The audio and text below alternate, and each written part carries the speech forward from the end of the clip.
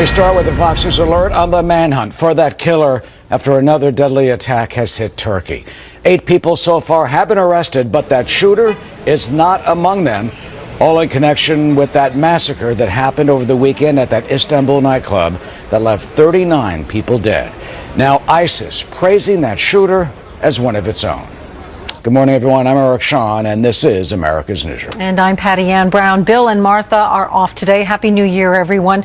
Turkey is vowing to bring the terrorists to justice. Surveillance video shows the initial moments of the attack. The gunman shot and killed 39 people and wounded many more as he stormed an upscale nightclub on New Year's Eve. Many victims were foreigners. One American was among the wounded. Benjamin Hall is live now in London with the very latest on the manhunt and the aftermath of this massacre. Benjamin, what's the latest? Well, hi, Eric. Well, yes, Istanbul remains on high alert as this manhunt gets underway. Police still trying to confirm his identity, and this just the same day as ISIS claimed responsibility for the massacre on New Year's Eve. Today, the funerals of some of those who were killed began taking place as the identity of more victims were released. Among the 39 killed, 27 were foreign, including victims from Israel, Germany, Russia, France, India, Belgium, Jordan, and Saudi Arabia. Earlier today, ISIS said in a statement via their Amaq news agency that the attack had been carried out by a, quote, heroic soldier of theirs. The terror group also said that the attack was retaliation for Turkish airstrikes in Syria. More details of the attack have also now been emerging. The gunman who fired up to 180 bullets stopped to change magazine 5 times. He arrived at the club by taxi before rushing through the entrance with a long-barreled gun that he had taken from the boot of the car. And it's also interesting that he had an escape route planned. He changed his clothes on the way out, and that is different to normal ISIS attacks, which would often see the attacker committing suicide. So there's still concerns for a follow-up attack in Istanbul. Eric? So, Benjamin, while they're trying to confirm the identity exactly of the suspect, what more do we know about the terrorist? Well, you're right. His identity is still unknown, but police do suspect that he might be part of the same ISIS cell which attacked Istanbul airport back in June. That attack left 41 killed. As a result, Turkish officials believe the attacker might be from the Central Asian countries of Uzbekistan or Kyrgyzstan. Today, victims also began talking about the deadly scene inside the club. I was in the party and I was drinking. Precise moment, somebody come and shot everyone in the club, and we are sleeping on the floor, something like that. And thank God we are safe now, and we are good. So this horrible New Year's Eve massacre still unsolved, the attacker still at the loose. 8 people already arrested, as you said, but the attacker not among them. Until he is found, Istanbul police are saying that they must remain vigilant and on high alert. Eric? Well, they certainly will know more when they finally get him. Benjamin Hall in London this morning. Thank you. Patty Ann? Eric, the State Department confirms that 35 Russian diplomats and their families have left the United States. The Obama administration expelled them over Moscow's hacking of the Democratic National Committee. This as President-elect Trump is set to be briefed by national intelligence officials on those hacking allegations. Peter Ducey is live now from Trump Tower here in New York City. Peter, the president-elect is still skeptical that Russia was behind the hacking. Why? Patty Ann, the president-elect says that he's got some evidence he wants to keep under his hat until tomorrow or the next day, and that is the reason that he is skeptical. But he's not, and the president-elect further is not trying to suggest the U.S. intel community is trying to mislead anybody, but he just doesn't think they have the track record that deserves trust all the time. I just want them to be sure, because it's a pretty serious charge, and I want them to be sure. And if you look at the weapons of mass destruction, that was a disaster, and they were wrong. And so I want them to be sure. I think it's unfair if they don't know. And I know a lot about hacking, and hacking is a very hard thing to prove. So it could be somebody else. And I also know things that other people don't know, and so they cannot be sure of this situation. Mr. Trump also says no computer is safe anywhere in the world, so if somebody really wanted something to be kept a secret, they should just write it down on a piece of paper and have it delivered by courier. Patty Ann. Or just word of mouth. Good point there. So is the president-elect giving any clues as to whether he plans to keep in place those sanctions against Russia? His team said this morning that the president-elect plans to wait until after getting this highly classified, highly publicized briefing about possible Russian involvement in the election process. The intel officials are going to meet with Mr. Trump to explain why it is they're so certain Russia is the culprit. And while Mr. Trump decides if he wants to double down, his team is saying they think there's a double standard when it comes to who gets punished by the Obama White House. In April of 2015, the Chinese stole millions of personal documents, classified information on individuals who have and are serving in our government, and yet there was not a single statement from the White House then. So in this case, you have 35 people being expelled, 12 degrees of sanctions being imposed, 2 sites being happened. Is this a political response or is it a diplomatic response? 2017 started off yesterday with Republican Senator Tom Cotton complaining the Obama White House's punishment for Russia was too little too late. And even though the next president may get rid of those sanctions, the transition team insists there is no rift between the incoming White House and the next Congress. Patty Ann. All right, Peter Ducey reporting live. Happy New Year. Happy New Year. And for more on this, let's go to John McCormick. He's senior writer for the Weekly Standard. John, are these expulsions really too little too late to stem Russian aggression and misbehavior? Well, given everything that's happened over the last several years, I mean, not just these credible accusations of hacking the campaign, the fact that, you know, Russia invaded Ukraine, pro-Russian forces shot down a civilian airliner. I mean, I think that this does seem like a symbolic slap on the wrist. I do think that President-elect Trump should really think through, you know, he's skeptical right now that Russia definitely was behind the hacking, but he should think through what exactly would be the appropriate response if he does come to the conclusion that they did this. And is 35, is this enough? I mean, are they actually going to do something to stop this from happening in the future? Well, what type of response do you think he could achieve or engage on that would be stronger and send Vladimir Putin a stronger message? Is Mr. Trump even capable of doing that? Well, he definitely seems to be cozying up to Russia. He's had a positive view of Putin for some time, even though he did agree with Mitt Romney in 2014. He agreed with Mitt Romney when Mitt Romney said that Russia was a top geopolitical foe in 2012. In 2014, after all this bad behavior by Russia, Trump sided with Romney and said that Romney was right and Obama was wrong. So you can't say that Obama was wrong for mocking Mitt Romney in 2012 and then now saying that Russia is no big threat. You got to decide one way or the other. You know, I'm not sure exactly what the appropriate response would be, but that's something that the president-elect and his national security team will think through. I mean, what you want here is you want to create a deterrent so that the Russians realize they're not going to do this in the future. Other people are going to be not going to do this in the future. So I don't know exactly what that is, but you need to think in terms of deterrence and not just a symbolic slap back at these people. Yeah, what about Mr. Trump's skepticism? I mean, some in Washington are very troubled by this, with the CIA and the FBI both concluding that the Russians hacked the election with the intention of tipping the election to Mr. Trump. Yet others are saying, no, he's taking a wait-and-see attitude to try and really have a reset with Russia. Well, it is true that, I mean, the CIA and the FBI have not released all the information. They say they don't want to compromise their sources for how they've done this research. Maybe we'll learn more in time.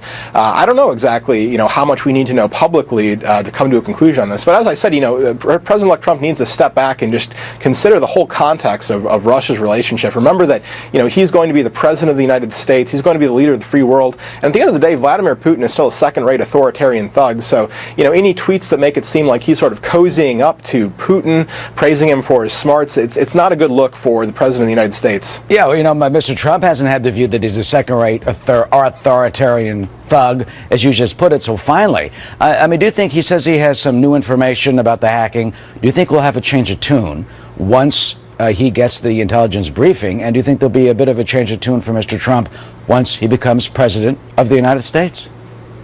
Well, I don't know. I mean, that depends, I guess, on what he does learn. I do think, though, that President-elect Trump and his team should sort of reject this premise that it would delegitimize his election if Russia was involved in the hacking. I mean, there are 17 reasons off the top of my head why Hillary Clinton lost that had nothing to do with the WikiLeaks. You know, both of these campaigns had private conversations released. You know, Donald Trump with the Access Hollywood tape, that was very damaging to him. And the election ended up turning out the way it turned out. I think that you can make the strong case that there are many, many reasons why, other other than WikiLeaks, that WikiLeaks was not determinative, and even if Russia did have a role in it, it didn't decide the outcome of the election. And so I think that the defensiveness by Trump and his team, it's also not a good look. It does seem to sort of implicitly accept this premise of the Democrats who are trying to delegitimize his election. I think that Donald Trump can say, listen, the election shook out the way it did. I'm going to act in the interest of America, regardless of how it looks in terms of partisan politics. I'm going to stand up for what's right for America. Well, we certainly see what he will say after this briefing, and what he'll tell us in a couple of days what he has. And certainly this all fits Moscow's MO, trying to destabilize and cast doubt on the credibility of the West. John McCormick of the Weekly Standard, thank you for being with us this morning. Happy New Year, by the way. Happy New Year. Of course. Patty Ann? Well, flames and debris rain down as two planes collide in midair. What caused this deadly tragedy? And pressing for change at the United Nations, how one former U.S. ambassador to the UN says the president-elect should retaliate for that anti-Israel resolution. And the Obama administration retaliating for alleged Russian hacking. The sanctions earning bipartisan praise, while some call them too little too late. We'll have a fair and balanced debate right ahead. It's not enough, Shannon, and it's certainly too late. Vladimir Putin is KGB. He always has been. He always will be. President Obama has consistently looked the other way. Officials are now investigating the deadly mid-air collision of two small planes that happened just outside Dallas. This was the fiery and tragic scene just moments after that collision happened. Police say the two small planes are operating under visual flight rules. That means they were not in contact with an air traffic controller. 3 people, sadly, were killed in that mid-air collision. And now to the U.S. response to alleged Russian hacking. We're hearing more praise from congressional Republicans for President Obama's sanctions targeting Russia and President Vladimir Putin. Arkansas Senator Tom Cotton is one of those supporting the sanctions, but he also joins a growing group of lawmakers who say this action should have come a long time ago. It's not enough, Shannon, and it's certainly too late. Vladimir Putin is KGB. He always has been. He always will be. President Obama has consistently looked the other way from Russia's provocations and aggressions. I'm glad the president has finally realized the threat that Russia poses to the United States and our interests, but I wish he had recognized this 8 years ago.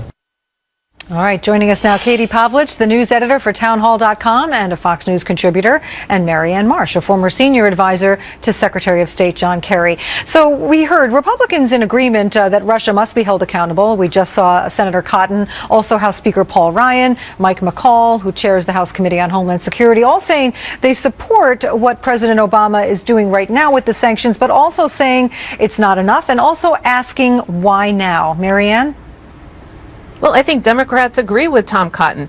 President Obama should have done much more, much sooner, because there's evidence that the administration knew about this hacking as far back as 2015. So it is too little too late. The problem is it's more than what Donald Trump will do. And the fact is, we know that this has affected the election. We know they've had the willingness and the ability to hack into not only the election, but other things. And no one seems to be doing anything about it. And now it looks like Obama and Trump are both trying to run out the clock. Obama's trying to get out the door and maybe release this report on his way out the door. He needs to release the report today. And Donald Trump is trying to run out the clock until he runs the government and nothing else will be done. Let's be clear here, though. I want to stop you because you said we know that Russia hacked into the election. We got to be careful here.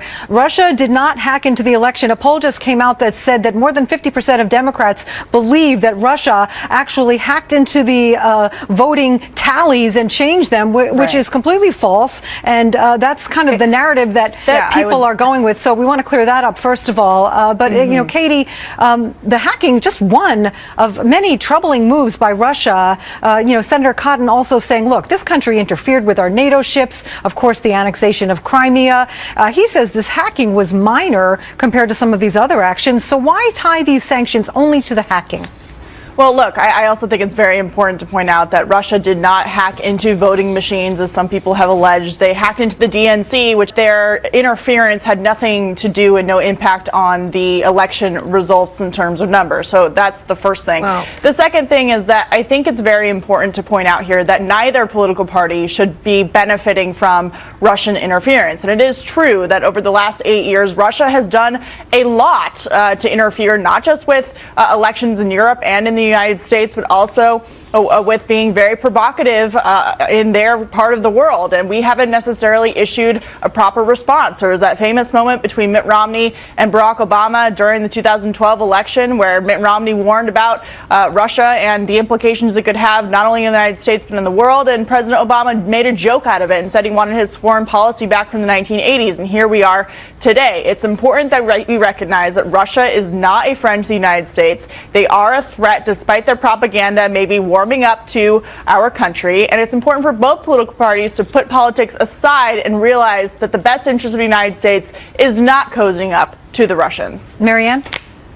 This is more than politics. The fact is, this isn't a Democratic issue. It's not a Republican issue. It is an American issue. And when anybody, let alone Russia, tries to interfere with our democracy, which is what this is, then everyone should unite against it. The problem is, every chance Donald Trump has had the opportunity to pick between Russia and Putin and America, he's picked Russia and Putin every single time. During the campaign, during the election, since the election, right up to this very day. That is the problem. And number two, we do not yet know whether or not Russia did get into any other of the machines or anything else because no one's looked at the machines. They hacked into the National Election to the internet, Commission. Marianne. Katie, I'm happy to give you a school. You're not connected to the internet. You can't hack into them. I'm going to spare you. Katie, I'm going to spare you on this one, okay? Don't go any further than that. The rest of this story has yet to be told, and when it is, every American should be horrified, and they should be very concerned that Donald Trump not only sides with Putin and the Russians every time, he's not going to do anything about this, and everyone should ask if you're going to make that argument, you could also argue that President Obama sides with the Russians, because as you mentioned, he knew about this in the fall of 2015, a year before the election, and did nothing about it. Why? Because he thought Hillary Clinton was going to win. He thought she was going to walk right into the White House to secure his legacy, and she lost. And therefore, now President Obama is doing something about it because it didn't benefit him. And so if we're going to argue that one side of the aisle is on the side of the Russians, well, President Obama's been in office for the past 8 years, and Russian has been emboldened to continue their actions, not only with the United States, but also in their part of the world. All right, Katie, Marianne, thank you both so much for joining us. Happy New Year. Thanks, Marianne. Happy New Year. Well, Patty Ann, North Korea ringing in the new year with a warning. Have you heard about this? Kim Jong-un saying a new weapon in his arsenal could reach us. And he says it's almost ready for testing. Also, a new call to fight the United Nations in the wake of a resolution condemning Israel. We'll talk with a key member of Prime Minister Netanyahu's cabinet. But first, here's President-elect Trump. I'm very, very strong on Israel. I think Israel's been treated very, very unfairly by a lot of different people. You look at resolutions in the United Nations, you take a look at what's happened. They're up for 20 reprimands, and other nations that are horrible places that treat people horribly haven't even been reprimanded. So there's something going on, and I think it's very unfair to Israel. Brings a new warning from North Korea. Kim Jong-un saying the regime is close to testing an intercontinental ballistic missile. That would mark a potential breakthrough in Pyongyang's weapons program. The North Korean leader did not say whether a test was imminent, but his birthday is on January 8th. And last year, North Korea conducted a test on January 6th.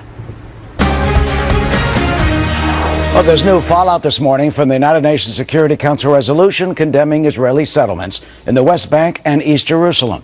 Former U.S. Ambassador to the United Nations John Bolton now calling on the incoming Trump administration to retaliate against the UN and the countries that voted for the resolution. In an interview, the ambassador said, quote, "I think what Israel together with the incoming Trump administration should do is say, look, we're going to give everybody a chance to do this all over again, repeal the resolution and pass something that's acceptable. And if not, we're going to take steps to show our unhappiness. I just think it was a very bad idea."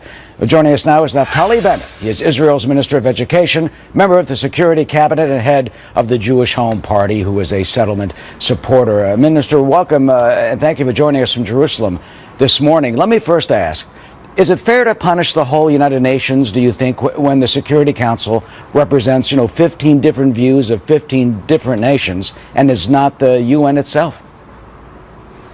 Well, I think the United Nations has turned into a ridiculous body that's fighting the free world instead of supporting the free world in its battle against radical Islam, which is really the main enemy.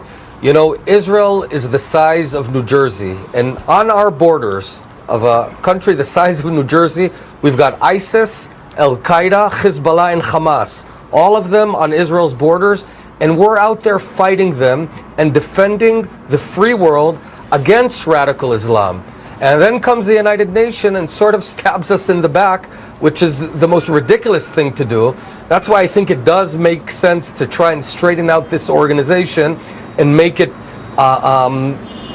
be working for its own values. Well, you know, some say that it strayed, some of it has strayed from the values. The UN Watch says this last year in 2016, the General Assembly passed 20 resolutions, 20 against Israel, and 4 against the whole rest of the world. So why is it seemingly so Israeli myopic? Well, because it's warped. This is a distorted view of the world. And you have countries like Iran, like Venezuela, that are huge abusers of human rights, and they're out condemning Israel, which is an open and free democracy. I don't know how many people out there know that in Israel, Supreme Court judges are Arab. We have Arab members of Knesset. Arabs enjoy full equal rights, vote for the Knesset, pay their taxes.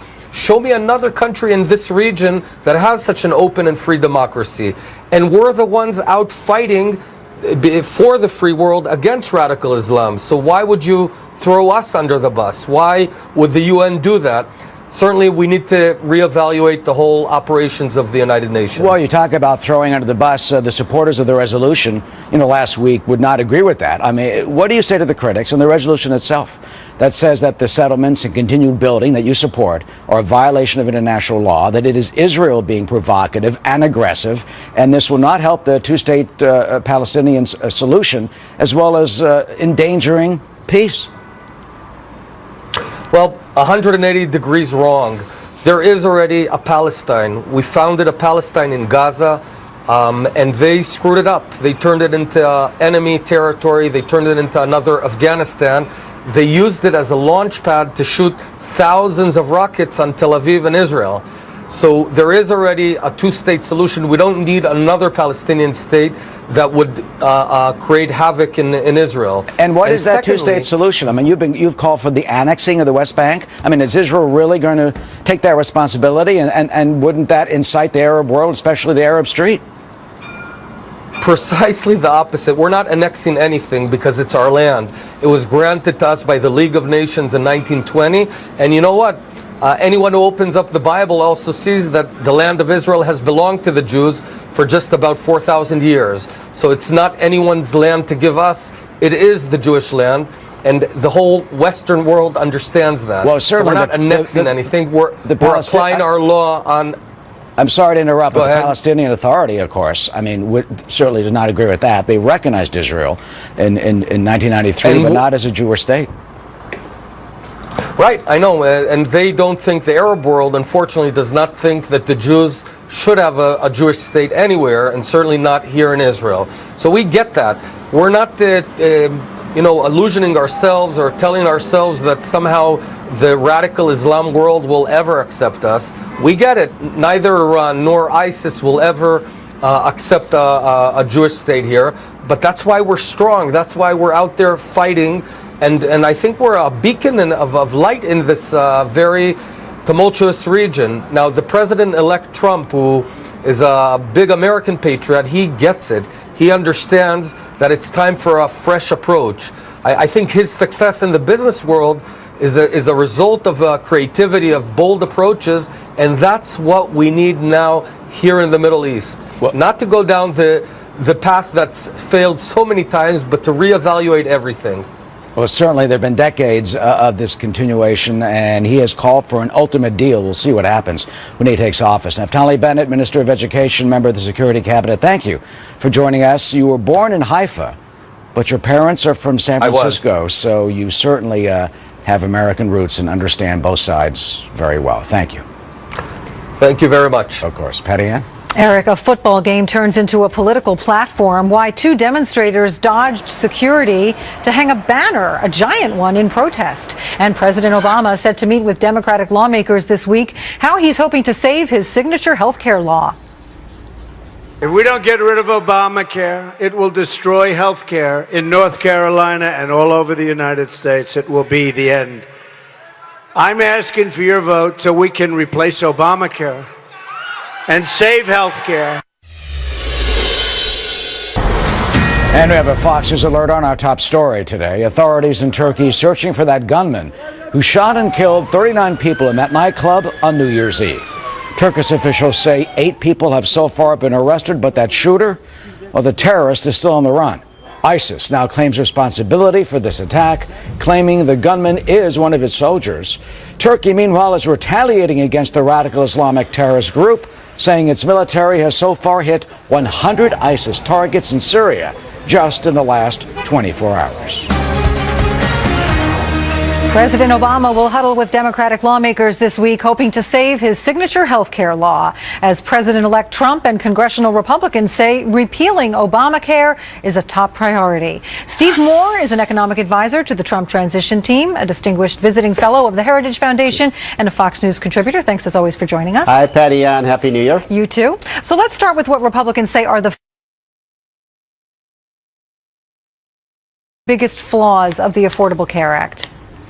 Well, I think you just mentioned, too, the biggest, the fact that people couldn't keep their own doctor and hospital. But I think the much bigger one was the exploding costs. In fact, I think that's one of the leading factors that won Donald Trump the election. Remember, Patty Ann, it was just a couple of weeks before the election when the news came out that under Obamacare, premiums were going up 20, 25%, in some cases, some states 50, 75%, and that simply isn't sustainable. You know, Obamacare was supposed to save families money, and instead the costs were exploding. The other thing that was happening, Patty Ann, that I think is one of the reasons that Donald Trump really wants to get rid of Obamacare is that there are so many counties in the United States right now, especially in a lot of rural areas, where instead of having a multitude of choices in terms of health care providers and insurance, you only had one. And I think some estimates, 1 out of 4 counties in America, you only have one insurance company. Well, that's not a lot of choice. And I think what Republicans need to do if they're going to win this debate is show to the American people they can come up with an alternative that covers everybody and give them way more choices in terms of what kind of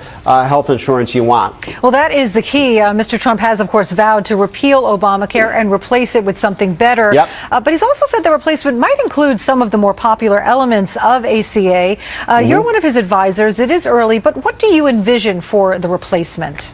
Well, the first thing you have to do is get rid of one of the most insidious features of Obamacare that's really driven up costs, which is called the mandated benefit program, which basically says there's something like 35 or 40 services that every health insurance has to have, and that makes insurance much more expensive, especially for young people, Patty Ann. I mean, I have 2 kids just out of college. You know, even with all the subsidies that are provided under Obamacare, the costs of an insurance plan under Obamacare for a young person are, 2 to 3 times higher than they would be if they could just go and shop around. So you got to get rid of the mandated benefit program. And then the other thing you have to do is start looking at things like the 50 worker rule. I mean, remember, the other feature of Obamacare that I neglected to mention is that it's hurt the economy. It's hurt employment because employers can't afford the coverage, and the way they hold their insurance coverage down is by hiring fewer workers. So those are all the kinds of things you need to change in this law. And by the way, the big issue, is that the Democrats and Republicans are going to be loggerheads on this. As you said, this is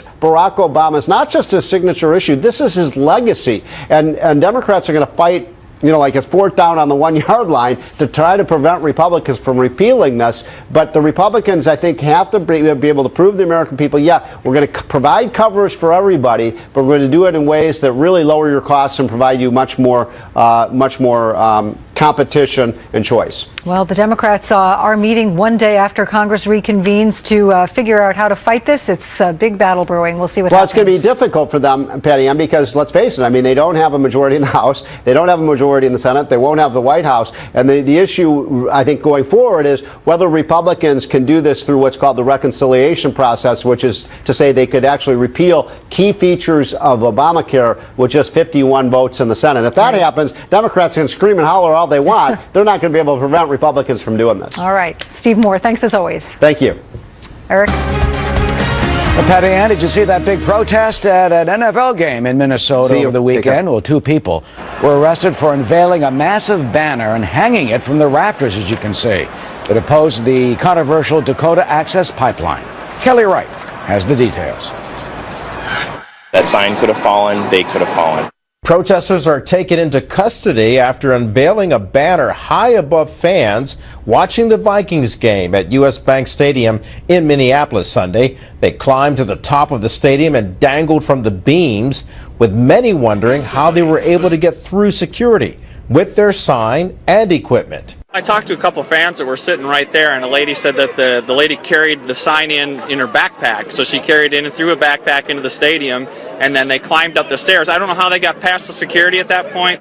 While police arrested 3 people, including the 2 who rappelled from the ceiling, they don't handle security for that stadium. The security screening is not done by us, so for me to say exactly how they got through wouldn't be fair. Their sign was an attempt to draw attention to the protest against the Dakota Access Pipeline, which they say threatens tribal lands and the environment in North Dakota. I think these guys, are just basically trying to shed light on their message, and they definitely achieved their goal. A spokesperson for the pipeline opposition group says they want the sponsor for the stadium, U.S. Bank, to stop supporting the pipeline. They have $175 million invested in Energy Transfer Partners, the parent company to the Dakota Access Pipeline.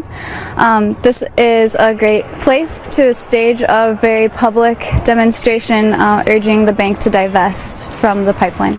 The pipeline company is now going to court in order to try and finish the project. In Washington, Kelly Wright, Fox News. Well, President-elect Trump says he wants to be completely confident about intelligence claims that Russian hackers tried to influence the presidential election.